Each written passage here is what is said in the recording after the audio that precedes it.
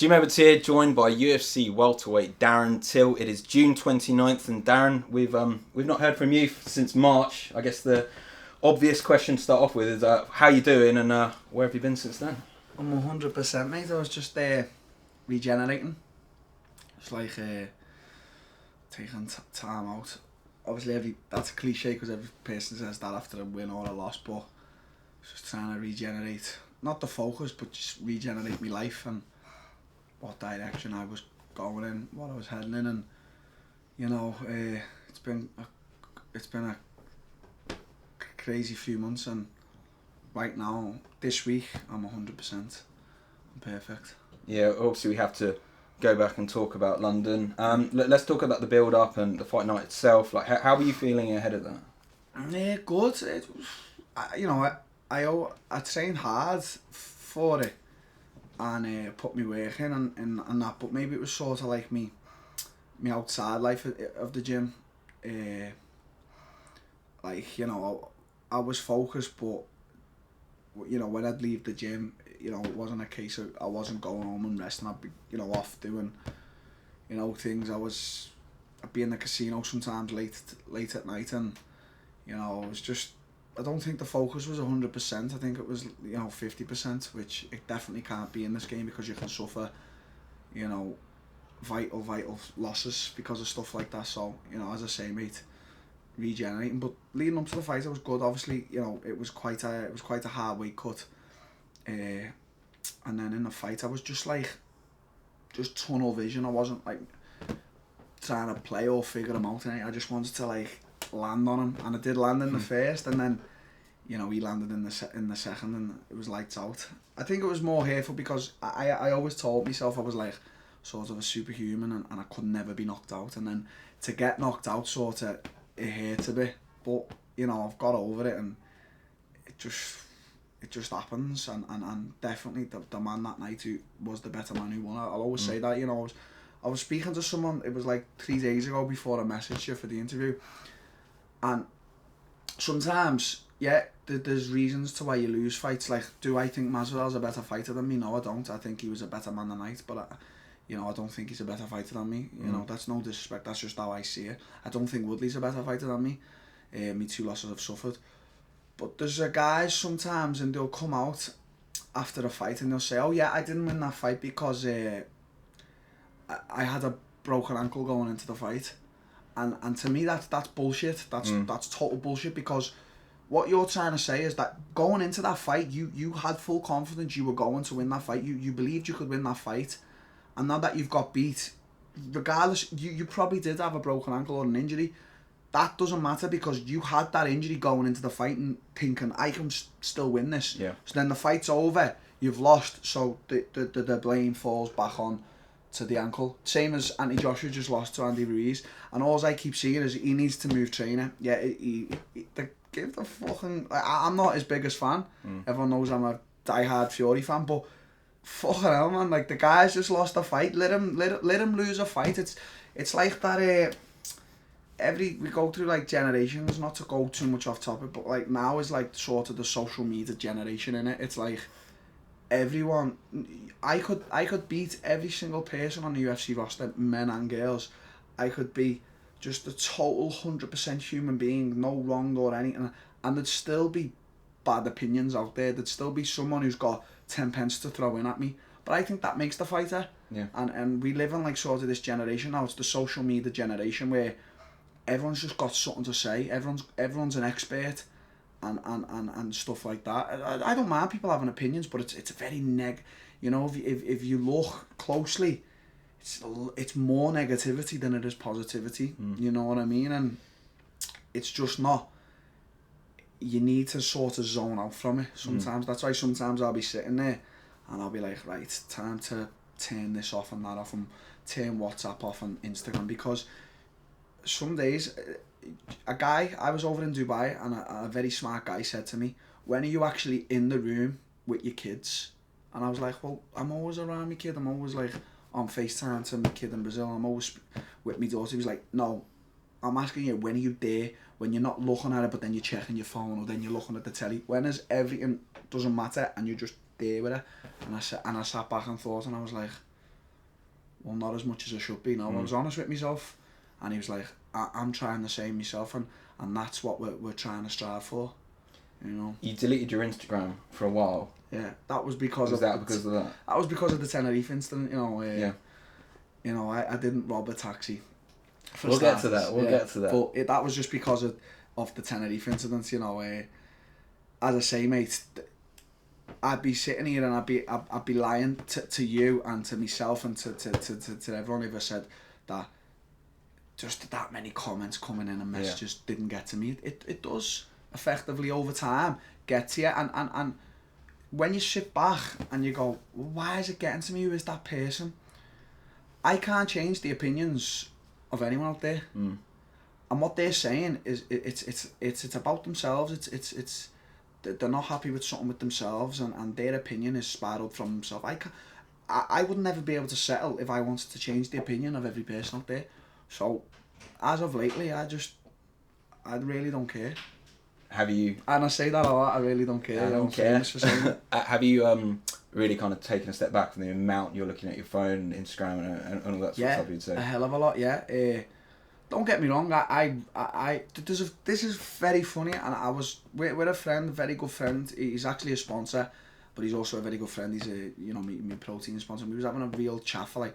I only went there to see him to drop a present off his baby. We ended up spending 4 hours. I actually missed the first class. Well, there was traffic, but I'd left late. I had enough time to get to class, but I didn't realise I'd left rush hour.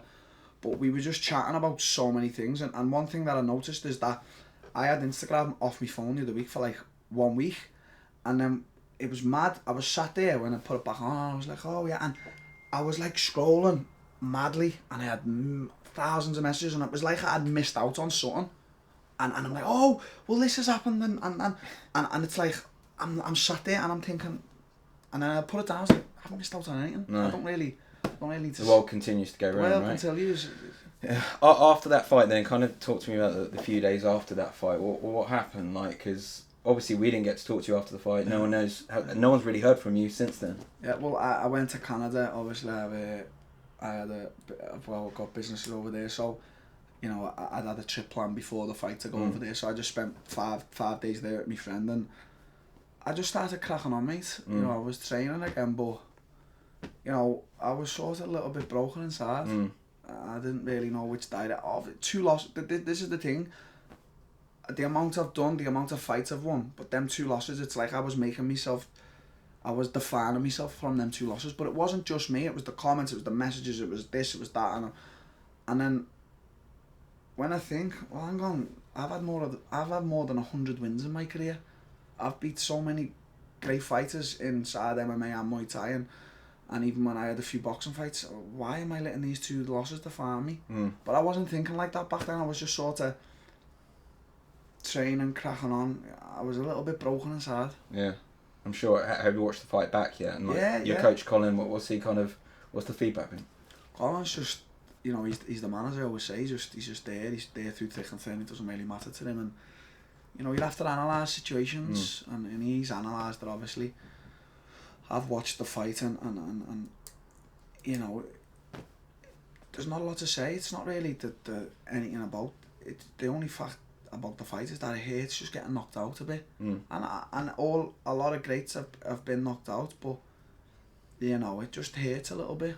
So I always propel. I always say to everyone, I'll always give an honest insight, an honest opinion, whether you agree or not. I'll always be honest with myself and to everyone out there. So, you know, it's like Marmite, whether you like it or not, I will always be honest. I'll never, you know, I never want someone behind me saying, no, say this or say that or be a puppet.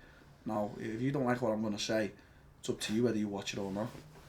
Have you felt like any kind of feedback from fans or not, in terms of people still coming up to you in the street and stuff? Yeah, before I was just in the hotel before having food, and guys coming up. I get it more than I've ever had it in my life. Like I literally, and this is no like exaggeration, I can't move on planet Earth without being noticed. Airports, cities, countries. I mean, I just got back from Colorado, and I mean, I was in a desolate place, and 5 or 10 people there just roaming, just knew me, stopped me and asked me photos. So it's not like, oh yeah, in Liverpool it's quite common. Everyone knows I'm from Liverpool, so people see, oh, it's Dan. No one's really bothered. But in other places they don't see me, so it's like I'm not gonna say England. It's planet Earth. You know, I'm recognised and I appreciate it. I don't ever consider myself like a famous person or celebrity or whatever. I just consider myself like a very well known fighter now. Yeah, for sure. Obviously, we talked about what happened previously. We'll talk about what's next in a minute. But you mentioned it a bit already. Tenerife. Yeah. Your opportunity. What you say what you can about it. What happened? Do you know what, mate? Truthfully and honestly, we went on a lad's birthday, booked it for a while, and we were going for 2 days, and so we were out there, we were having a good time. It's a nice place. And then we were in the hotel, and there was like these other guys in the room, and we weren't having trouble, but like, you know, just a little bit of bother broke out. Not like fights or nothing, but like obviously the hotel didn't get trashed. There was no like sort of criminal damage, but things got thrown and whatever. And then you know, I won't name no names, but a taxi was not stolen. Well, it was stolen, and it was drove around the block a few times and whatever. And obviously I weren't there at the scene. I was somewhere else as well. I'd left the hotel as well. And then when the police were like rounding everyone up, they'd seen me, and straight away the police was like, Darren Till, and I was like, yeah, and I just knew what was going on. I was like, yeah, it's all gonna fall on me. So then, you know, they took me and my friends to the cells, and it was funny because they were like, when we're in there, you know, you're meant to be in the cell. Like, one of the policemen was like, trains jiu-jitsu, and he's like, oh, follow me on Instagram and I'll, you know, bring you some food and that. And I was like, okay, yeah. So he brought me some like chicken and rice, and then he was like a nice guy. He kept me time good there, and then, you know, they made me pay like a real scandalous fine, like nowhere near of what it should have been. And the day we got let out, I was like, okay, hopefully this blows over. Hopefully nothing happens. And then I got a call off a friend, and he was like, you're in the Daily Mail. Yeah, it's the Daily Mail. I just got my phone, just put up today the plane mode, just thought, right, I'll just deal with it all head on now. I'll deal with Colin head on, whatever he wants to do to me. I'll deal with like all these consequences, you know. And I'm only human. I'm not sitting here like asking for forgiveness. Why would I? Yeah. You know, it was a stupid, silly thing. What I'm sure many lads on stag holidays do. The only difference being is I'm a very well known character. And it gets in the Daily Mail. Gets in the Daily Mail. But, you know, it's... You mentioned at the start, you were saying, you know, you learned that your focus probably wasn't where it needed to be kind of before that fight as well. Was that incident as well a bit of a waking up of it? I think you shouldn't be getting involved in that sort of thing? Not straight away. I think that after the fight, it wasn't like, all right, and now I need to be like 100% in to training. I think I was just sort of like in that moment, I was like, I was hurt inside, thinking, oh my god, how the fuck have I been knocked out? You know. So I think I always train. I do train, and when I'm in the gym, you know, Colin will vouch for me. There's never a day where, if I'm not in the gym, obviously I'm not giving 100%, but you can guarantee if I'm inside that gym and on them mats, I am always 100% there and giving it all. I have this mentality, if I'm not prepared to go to the gym and give 100%, I won't go at all. Yeah. That's just not how I work. It's either 100% or not. In everything involving or training hard and whatever. And I was just in and out the gym, but I just wasn't motivated by anything. Nothing was motivating me. I was just thinking, right, I just want to have that roller coaster of constant interviews and having to do this and that and this and when are you next fight? I just wanted a little bit of time away from it. For sure. It's not a crime. Every you know, I still consider myself, I still know I'm going to be a great fighter. I know that, but it's not about being great in 10 years time. It's about being great right now in the present. It's not about thinking about me fight and next fight and going, right, I'm going to be the greatest. It's about thinking about that next fight, win or lose. If I lose, okay. If I win, okay. You know, mentality has changed drastically. For sure. Everyone's going to be asking, I'm sure they ask you every day, what's next? When are you fighting next? I don't know. Right now, I'm just training and how do we say this, like, in every area in life, just bettering it by 5 and 10%. Yeah. Not 100%, not like, right, I need to be a Buddhist monk now and just do this. No, just 5%, just bettering life and just in the gym and just around that positive vibe. And one thing I've taken on board, and I go back to it, is just not listening to the shite that people spout, that people say. This is how I think of it now as well, is if they see me face to face, would they really say that? Would they really say it? I think 99% wouldn't, and then the 1%, yeah, they got bollocked, but then, it's different. It's different when you're face to face with someone. It's very different. So, it's one thing to just step back and just look. Not even from me, like stand there and look at Darren Till, reading the comments or listening to people's opinions or being in that roller coaster ride of what is fighting. And I've sort of took on a different mentality, and it's good. It's a good mentality. Who is it you are listening to then? I'm guessing it's Colin. Just someone there is a guy who's I don't want to say helping me, but he's influencing me, and he's giving me some tips and tricks, and he's a top guy. He's not just like a 2-bit penny guy. He's top. Is it like a mental coach, sports? Not really. He's different. He deals with different in different areas, and he's one of the best in the world. How long have you been doing that with him? He spoke to me 3 weeks ago. He wants to speak to me and chat. Yeah. So I was like, okay, we'll have a chat on FaceTime. And he was like, we FaceTimed, and I liked his vibe and he liked mine. And he was like, if you want to come and see me, and we can have like a little sit down and whatnot, blah blah this, and come. And I was like, oh really? So you're inviting me? He's like, yeah. So I just went to see Cole. I said, Cole, I said, if you're not doing it, I said, can we go? And Cole's like, I'll go with you, Dan. Obviously Cole's down to the death, and we went. And when I got there, he was like, wow, you are committed. That was fast. And I was like, I know. What was the one thing you kind of take from him then? If you I just took a lot, a bundle of things, a bundle of tricks and techniques, and just good advice. Just like it's not like you see someone and they say, right, you need to do this, this, and this, and you go, yeah, I didn't know that. A lot of the things what he said to me, I already knew. But it's going away from that and working on yourself and working on that instead of just going back and going like, yeah, I'm fixed now. Yeah. When you're not, I'm not saying I was broken because of the knockout. I wasn't like mentally unstable. I didn't have like a mental health problem. That seems to be like the new thing now. That's in. If you've got mental health, a lot of people have, but that seems to be the thing to say now. If you've got a problem and you're like, oh my god, I've got mental health problems, like, when it was watching Fury on the Joe Rogan podcast, like, that is a guy who obviously had some kind of issue.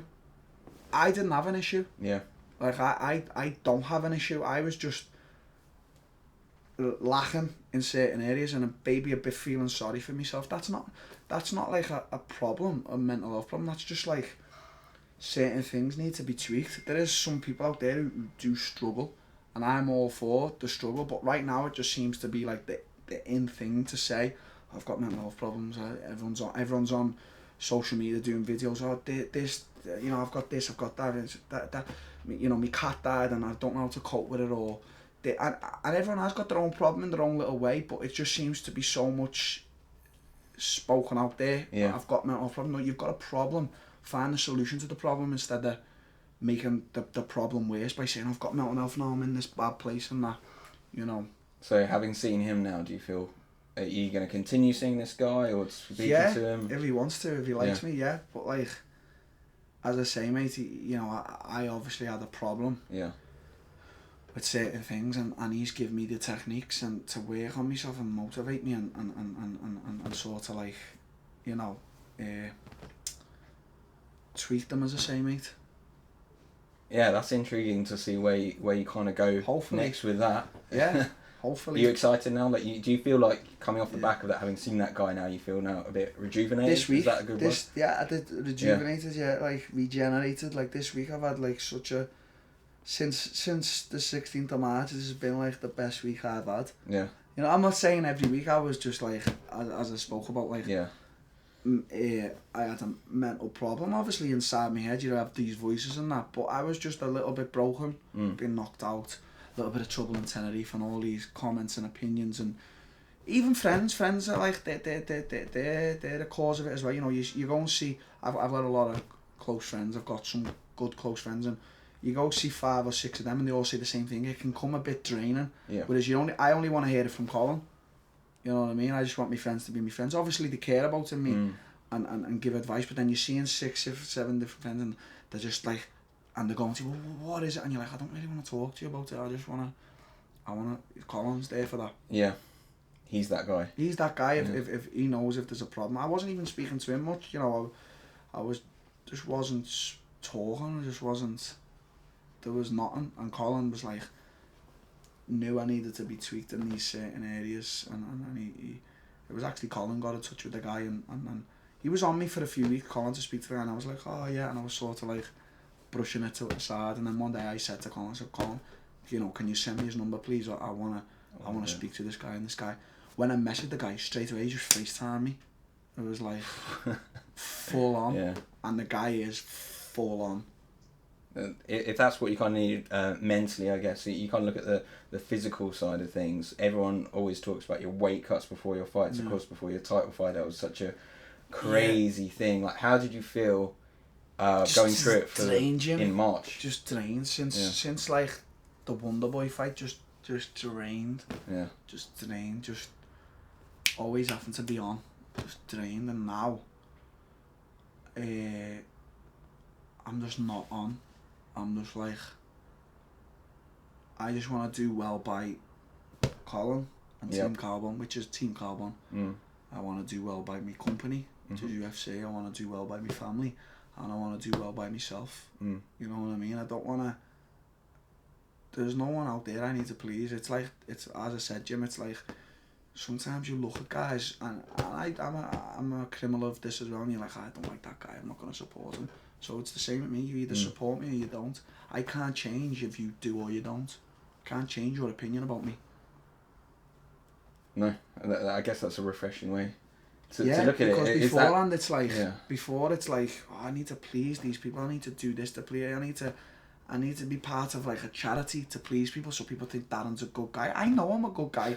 I don't need to please people by being involved with a charity or doing this or showing that I'm giving homeless. Every time I go past a homeless guy, I give them money. I give them 20 quid and whatnot. I'm only going to spend it in the shop anyway. But you know, I don't need to publicise that. I'm going to just give a homeless person 20 quid. Like me, please. I'm begging for you to like me. I don't really, as I say, I'm famous for this. I don't really care. I don't want to please the people. So you know, there is charities I'm involved with because I want to be involved with, because I like the cause that comes with it. Obviously I couldn't be involved with the millions, like you know, you're always getting asked, but people stop me and people, Darren, can you sign this glove? Yeah, of course, Darren, you know, we're auctioning something for a charity, you've got a t-shirt, of course. And there's actual charities where I'm for the cause.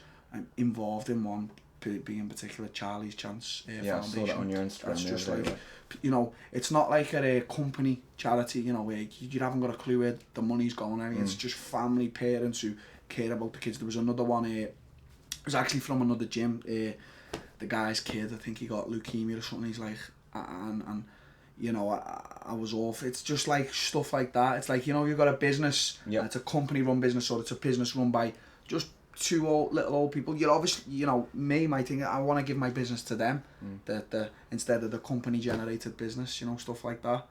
That's obviously off topic, Jim, but no, it's good to hear. It's just like what you do, because you're not, like you say, you're not someone who goes out there and shouts out about it. No, I'm not. You know, I've got a lot of nice things as well. You know, I've got a lot of nice clothes, nice watches and nice cars. You know, I don't need to be posting and flexing and it's just not my thing, Jim. It's just not my thing. I'm proud of what I've earned. I'm proud of what I've got. You know, now and then nice photos and shit. But you know, it's sometimes it's as I say, mate, this generation, what we're in, it's not even like the social generation, it's more becoming the Instagram generation. I don't really use, I don't use Twitter, I don't use the others, Facebook, I don't use that, but Instagram generation, as much as it's great, there's a lot of goodness on there, there's a lot of also things that can bring you in, like, you can look at people and the pain, every day they're posting for, I'm training so hard, and you think, wow, I should be doing what they're doing. Why aren't I doing this?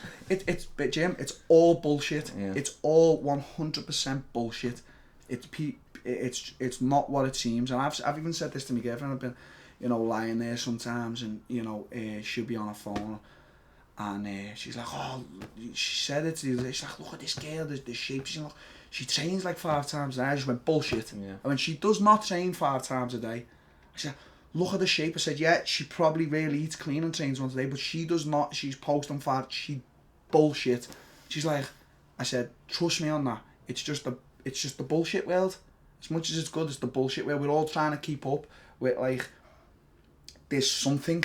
Yeah. And we don't know what it is. You probably do the same in journalism. Yeah, to a certain extent, I must admit. Yeah. Like for a long time, if I don't have a story or like something I want to post, I get like, you sit there like, what's going on? Yeah, and someone, maybe higher or lower is doing all these, and you're like, why aren't I doing that? And it's the same. Yeah, someone's saying, I'm like, well, he's doing this, I should be doing that. No, bullshit. Just do what you know. As I said, I was having a long chat with my friend the other day, and I was talking to him about like the Mike Tyson mentality, and actually on my phone is my new profile pic. Sorry, there's a few. The profile. It's Tyson. Tyson in his prime. In his prime. You see, what's dead funny is as well, Jim. Like he just didn't give a fuck, did he? No. Like back in that day, he didn't have social media. He probably didn't have a cell phone. But can you imagine if social media was around back in the day? Everyone would have hated him. Yeah.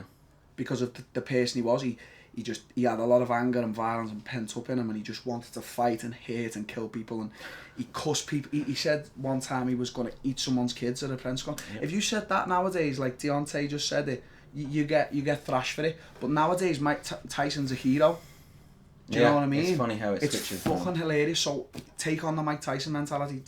Just as I'm famous for saying, don't fucking care. Don't listen to the opinions of all these people who are obviously dealing with something in their lives, and they feel a need to bring you down. Like the other day I got a message about my kid. I posted a story of a kid, and it was like, yeah, that's an ugly fucking baby, you should have drowned at a birth or something. And I was just like, and I showed my girlfriend, I was just like, see what we're dealing with, babe?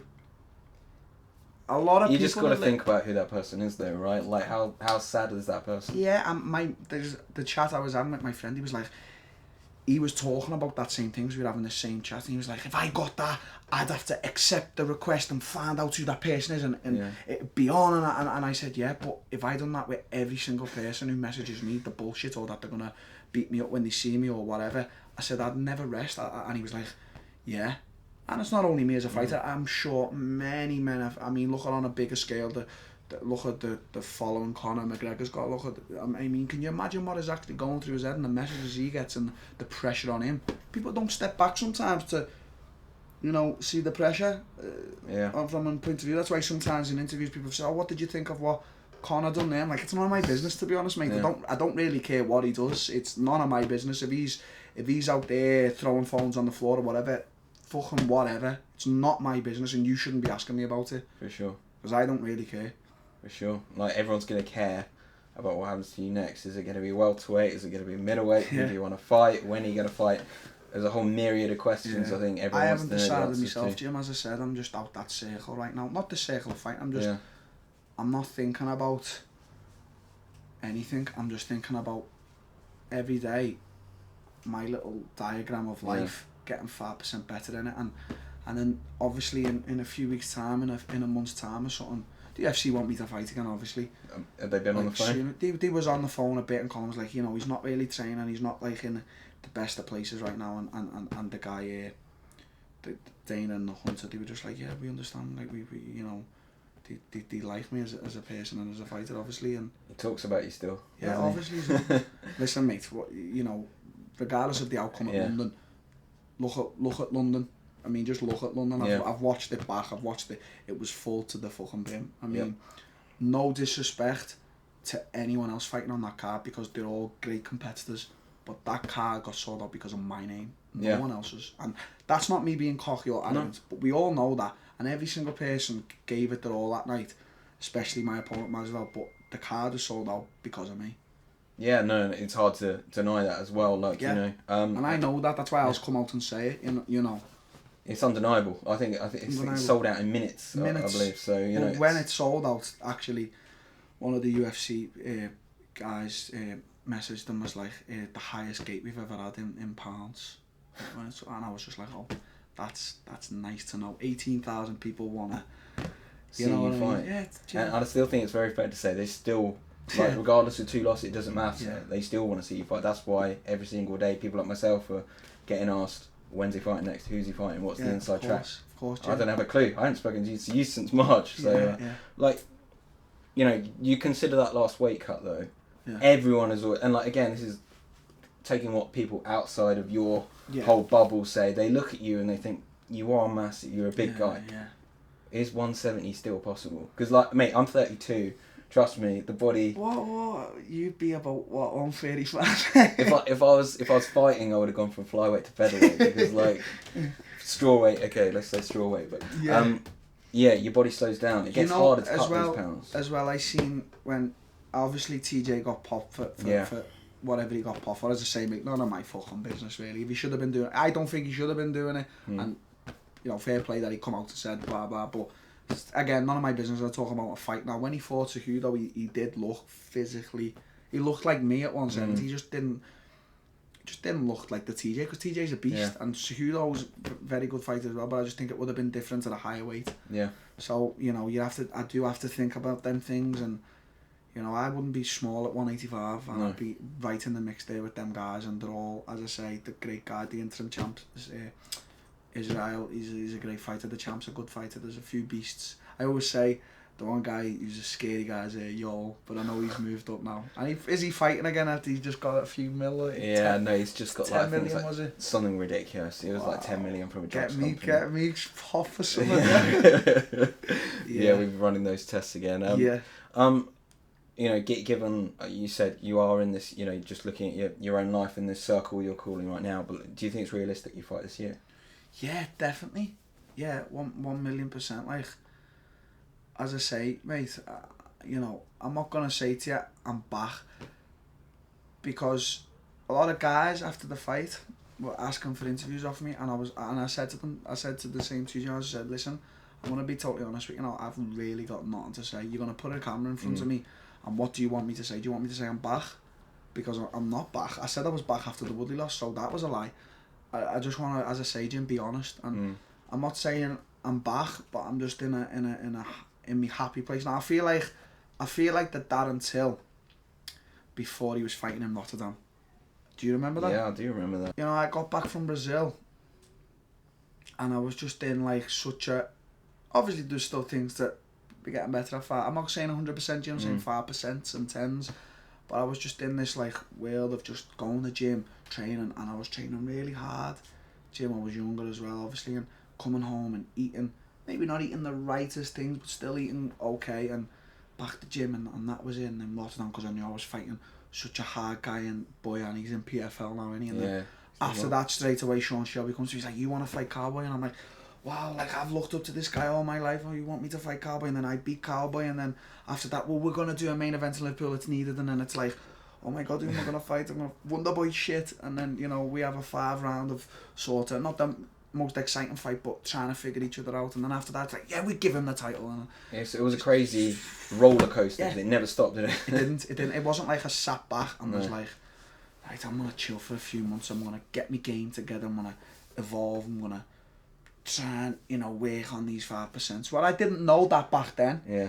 But still, it was sort of crazy. And the I'm not saying the fame, because I ain't like a famous guy. You know, you look at the celebrities and the famous people are all the ones on TV. I don't watch none of that shit, but they're famous and celebs. I'm a fighter. I ain't no famous guy. I'm not a celebrity. I'm a well-known fighter. Yeah, you are a well-known fighter. I think you're probably a bit... One thing that made me happy was Gary Lineker when we were in Madrid. Gary Lineker, right? He wanted a photo. He asked me for a photo, yeah. Oh, God. And my mates were like, Gary Lineker just asked for a selfie because his boys are fans. And my mate was like, did you see that? And I was like, yeah. I was like, fucking sick that way, innit? And I went away, I was like... You know, and even though Gary, he's been hated on because he hates on Liverpool a little bit, I was still shocked. I was like, because he come up to me, I was just sat in the other area, we were at the BT event, and he was looking, and I said, hello, you okay? Obviously respectful, and he come over and he went, my sons are massive fans, can I get a selfie? And I went, yeah. And then I said, can we get a photo as well? I was asking back, that was like a moment where I was like, fucking hell, Gary Lineker, you know what I mean? Well, there you go. Like, you are a lot more known than you think. No, I know. Yeah. I realise now, Jim, because I've travelled a lot this year, and I haven't been to one airport or city where there's not been people who've known me. But I just don't like throwing words like that about. Yeah. You were just talking there, and we were saying it was like a roller coaster. It kind of never stopped after Rotterdam. Yeah. Like Dana did an interview early this week, and he actually was talking about you, and he said, he thinks he may have pushed you too hard too soon. Yeah. What do you think about that? Do you kind of agree with him? No, I don't, because I think like I was wrong to myself, to my craft. Like, I wasn't fully. I can admit this, 100% committed. Like, as I say, there could be days where I could have been at home, just chilling, where I wouldn't have been out at home. For the Woodley fight in particular, I mean, that was one fight where I have to say I was in some condition. Like, you know, Brandon, yeah, I was in condition, mate. Like, I trained like a monster. Just as I say, mate, the better guy won that night. And then after that, it was sort of like before Christmas, wasn't it? You know, I'd had the baby, and then, you know, it wasn't. And then I got the Masvidal fight, and as I say, maybe my hand was sort of 50% in. But that ain't to say, I don't like sitting here, Jim, and saying stuff like that sometimes, because people can probably look and go, obviously I don't care what people look and say, but people can probably think that he's giving excuses. It's not excuses, it's an analysis of myself and what I was doing. I'm not going to sit here and lie here and go, I could come out, I've got bad knees, haven't I? I've got bad shoulder. Masvidal only beat me because, you know, my knee went and that. I'm not about that, Jim. I'm seriously not about that. You know, we've got a fight coming up actually this weekend. It's Masvidal Askren. Is it this weekend, is it? Masvidal Askren actually next weekend. So by the time this goes out, it'll be next weekend. But yeah, Masvidal Askren. Do you kind of look at that and think, that might have been me? Or like, actually, who do you think wins that? If I beat Masvidal, it would have been me versus Usman. Yeah? That's what would have happened. Wow. But now it's Askren Masvidal. I think if Askren wins, he probably might get a shot. I think Colby's just waited too long on the bad boy. He's fighting Lawler now. Is he fighting Lawler? Is Yeah. he? I mean, it's an okay fight. I say okay fight because one side of the fight for me brings it. That's Lawler. Colby's got hype from who he is outside the octagon. Inside the octagon, he's not an exciting fighter. He just, you know, he goes, you know, he's not an exciting fighter. I don't think he is. He's a good fighter, yeah, but he's not a Lawler. Like, it was funny because I called out Lawler and the day before, my coach, Colin, was like, you know, fight blah blah. I was like, no, Colin. And then the next day he texted me, he's like, you're a fucking schizophrenic. And I was like, he was like, you just called out Lawler. I was like, I know, but short notice to fight that type of guy. I was like, fucking have it. And then I realised that everyone else was calling out. I was like, I ain't get it. Give someone higher. Give someone who's been winning fights or something like that to fight. So just for the record, Masvidal Askren, you reckon Askren? Because you two had that kind of thing in London, which was I don't know. Do you know Masvidal, mate? He's a fucking he's a fucking, one thing I'll say about him, mate, he's a respectful guy. He come to me after the fight and I was not crying, but I was fucking, I had my head down like this and I was just like this, and something tapped me on the shoulder and I looked and it was Masvidal, and he was like, you know, he shook me and I was like, you fucking nearly had me in the face there and blah blah, and he was just, you know, still 100% sick for him. I want that fucking rematch, you know, I want a rematch, but he's a good guy. But I think him and Askren, I don't want to underestimate Masvidal. You know, I'm going to stay on the fence with the fight. Yeah. Because Masvidal could just pull something out the bag and defend them awkward takedowns and stuff like that, you know. Ben's doing okay and he's got a lot of hype around him. The thing with Ben is, you know, he is a good fighter and he is a very smart guy. The only thing that pisses me off with Ben is he just loves the sound of his own voice. He just doesn't shut up. And he's a very patronising man as well. I don't hate him or like him, he's just loves the sound of his own voice and he's just a bit boring. Just shut up, mate. Just give it a rest. Is there a few of these guys that could tempt you back to 170? People like Askren, people like, everyone wants to see you fight Mike Perry. We've talked about Mike Perry a lot. Perry, he's always been great to me. He messaged me on cool Instagram the other week. We always message each other, and I always speak to Usman sometimes. And yeah, but as I say, Jim, right now, I couldn't give you an honest answer, mate. I wouldn't want to give you the wrong answer. So, you know. You back in the gym training full time, right? As I said, Jim, I've always been in the gym. Yeah. But I mean, it's it's not about like there's guys. I said this years ago to a guy in Brazil. He wouldn't miss a class, Jim. Wouldn't miss a class. But it's what he would do. He wouldn't do jack shit in the class. He was just a lazy character. And one day I said to him, are you gonna like pull your finger out? He was like, I am my mate every day. I said, yeah, you are. I said, but you don't do nothing. I said, it's what you do when you turn up. It's like, right now, you know, this week I've been training, and it's what you do inside the gym. You've got to be in there actually and wanting to progress, and that's what I'm doing right now. And as I say, mate, it's all for me and for Carbon and family and stuff like that. Just lastly, if people come up to me in the next few days and they go, how's Darren Till doing? What should I say to them? Just say Darren Till's living. He's just living. He's what response did they want from me? What was, you know, Jim, if you were to see me on the street and you say, how are you doing, would you expect me to go, well, do you know what, mate, I feel fucking shit right now. Like, the normal thing to say, oh, I'm sound, how are you? That's just back and forth, innit? I'm just living. Yeah. I'll always be upset from that Woodley loss and that Masvidal loss and many other things that happened outside the cage. Losing again, I'll be futuristically upset over another loss and whatever, and losses outside the cage and mistakes and whatever, but that's just a part of living, Jim. Yeah. Just fucking live your life, will you? I'll always remember actually a conversation between you and Tony Bellew when he was talking about losing, and you were always saying, yeah, well, it's going to happen eventually. Yeah. Do you look back on things like that? Did that help? Nick Pete always used to I said it in an interview with Nick Pete, and yeah, look at Tony Bellew, he's had it. Yeah. And look at Joshua, he's tasted it now. You know, hopefully Fury does never taste it. Maybe he might one day, you know, he's my guy, but it's just what you do after that, and it's how you get on with yourself, not for the... Do you really think Joshua...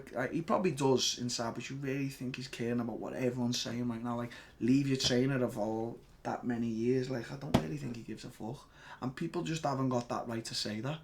That bad, low opinions on things. That is the biggest superstar in boxing in the world, one of them, Wilder and Fury, and he has one loss against a great guy. I mean, I seen what Stephen Smith said about... Did you see that? No. Stephen Smith. He talks so much rubbish. He's worse than Askren. He just loves the sound of his own voice, and he just... At least Askren's looking intelligent. That Stephen Smith just spouts shit, and he just shitted on Andy Ruiz's parade, and I was just like, what a disrespectful human being you are. Like, you are so disrespectful to humanity, and that's it, Jim. If people ask, mate, I'm living. That's good to hear. No, it was great talking to you today. Right It feels now, like you're on like a different path. now, Jim, I'm going to drop me daughter off at Nan's, and then I'm going to pick Colin up, because Colin's got his dog at home waiting to get fed. I do not want to piss Colin off. So, well, on that note, I've been Jim Edwards. He's been Darren Till. Darren, thanks for your time, mate. Thanks, mate.